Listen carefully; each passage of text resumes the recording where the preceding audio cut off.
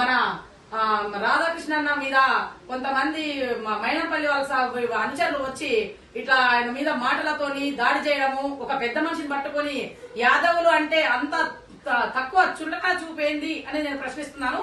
ఈ రోజు మీరు ఈ విధంగా మీరు చేస్తే మాత్రం ముందు ఎలక్షన్ లో ఎట్టి పరిస్థితుల్లో యాదవ్ సంఘాలు మేమంతా ఒకటే మీకు బుద్ధి చెప్పడానికి సిద్ధంగా ఉన్నామండి. ఇది మాత్రం ఖాయం, మీరు మనసులో పెట్టుకోవాలండి. ఈ రోజు జరిగిన ఈ పొరపాటు మళ్ళా ఇంకొకసారి జరగకుండా మీరు జాగ్రత్త పడాలి. ఎందుకంటే మా యాదవ్ సంఘాలు, యాదవ్ కులాలు ఒక్కటి కాదు, ఈ హైదరాబాద్ లో తెలంగాణ రాష్ట్రంలో మొత్తం ఏకమై ఈ రోజున అన్నకు మద్దతు పడడానికి వచ్చినాం మేము.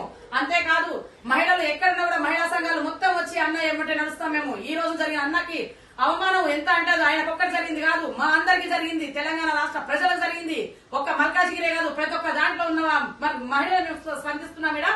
కాబట్టి మేము అన్న తరపున వచ్చి నిలబడతాం. ఏదేమైనా సరే ఇంకొకసారి ఇలాంటి మీరు పొరపాటు చేయకూడదు, మీరు చూసుకోవాల్సిన బాధ్యత మీ మీద ఉంది.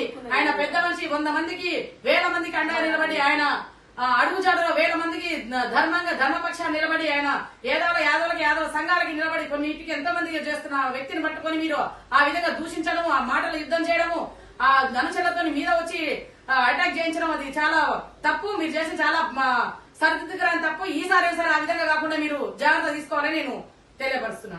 రాధాకృష్ణ గారి మీద జరిగిన దాడిని ఖండిస్తున్నాము.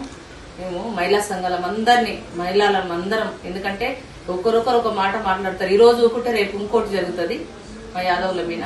కాబట్టి ఇప్పుడు సార్ చెప్పిండు, చెల్లె వెంకల లలిత గారు, మంజు, మేమందరం సపోర్ట్ ఉంటాం అందరికి. అందుకనే అందరికి సపోర్ట్ ఇస్తున్నామని చెప్తున్నాం.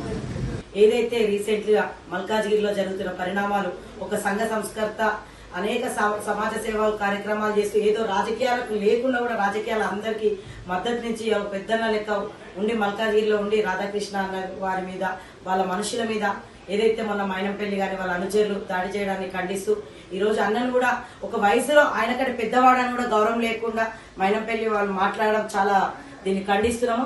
ఏదైతే మా యాదవులను దండుకొని మా యాదవులతోటి సీట్లతోటి గెలిచి మమ్మల్ని ఇవాళ అనగదొక్కాలని చూస్తే మాత్రం ఊరుకోము. ఏదైనా కానీ వయసుకు రెస్పెక్ట్ ఇవ్వాలి. ఆయన చేస్తున్న రాజకీయాలు నీకు పోటీకి రాలేడు, ఏదైనా రాలేదు. మేము బరిలో ఉండాల్సి కూడా మేము బరిలో ఉండి మేము గెలిపించుకున్నందుక మీరు ఈ రోజు మమ్మల్ని ఆనాడు మేము గెలిచినప్పుడు కూడా మా అన్న ముఖ్య పాత్ర వహించిండు.